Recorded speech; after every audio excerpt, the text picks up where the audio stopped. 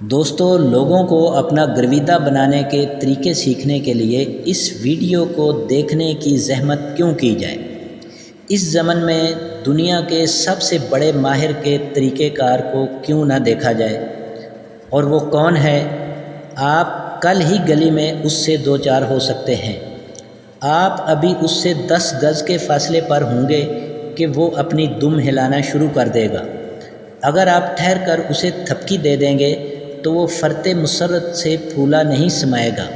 آپ کو معلوم ہے کہ مسرت کے اس بے پناہ اظہار میں کوئی غرض پوشیدہ نہیں۔ وہ آپ کے ہاتھ نہ تو کچھ فروخت کرنا چاہتا ہے اور نہ ہی آپ سے شادی کرنے کا آرزومند ہے۔ آپ نے کبھی سوچا ہے کہ دنیا میں کتا ہی ایک ایسا جانور ہے جسے اپنا پیٹ بھرنے کے لیے محنت نہیں کرنا پڑتی؟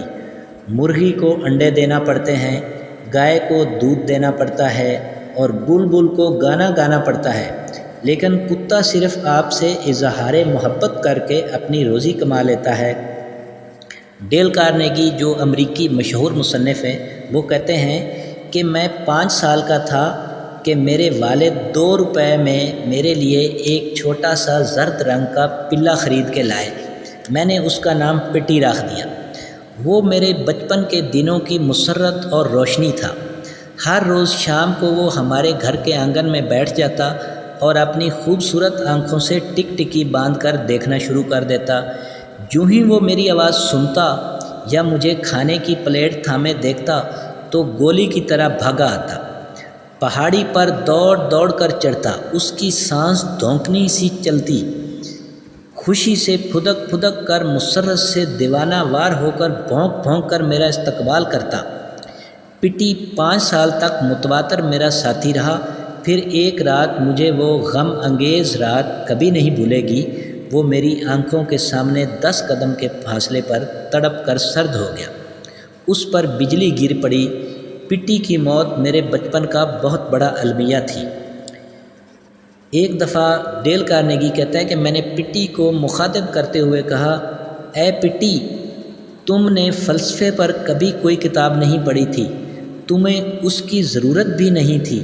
تم کس فطری جبلت کے سبب یہ جانتے تھے کہ انسان دوسرے لوگوں میں سچی دلچسپی لے کر 2 مہینے میں اس سے کہیں زیادہ دوست پیدا کر سکتا ہے جتنے وہ 2 سال میں دوسروں کو اپنی ذات میں دلچسپی لینے پر مجبور کر کے بنا سکتا ہے؟ مجھے اس فکرے کو دہرانے دیجیے۔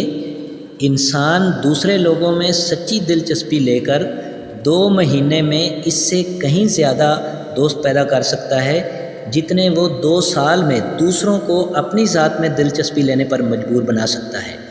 تاہم ہم سب جانتے ہیں کہ دنیا میں بہت سے افراد ایسے ہیں جو زندگی پر یہ غلطی کرتے ہیں اور اس کوشش میں لگے رہتے ہیں کہ لوگ ان کی ذات میں دلچسپی لیں۔ اس سے کام نہیں چلے گا۔ دوسروں کو آپ کی ذات سے کوئی دلچسپی نہیں، وہ ہر وقت اپنی دھن میں مگن رہتے ہیں۔ نیو یارک ٹیلی فون کمپنی نے یہ معلوم کرنے کے لیے کہ لوگ گفتگو میں کون سا لفظ سب سے زیادہ استعمال کرتے ہیں، ایک وسیع جائزہ لیا۔ آپ کو وہ لفظ کھٹک گیا ہوگا کہ وہ صیغہ واحد متکلم ہے جس میں میں یہ لفظ ٹیلی فون پر 500 کالز کے دوران 3990 مرتبہ استعمال کیا گیا۔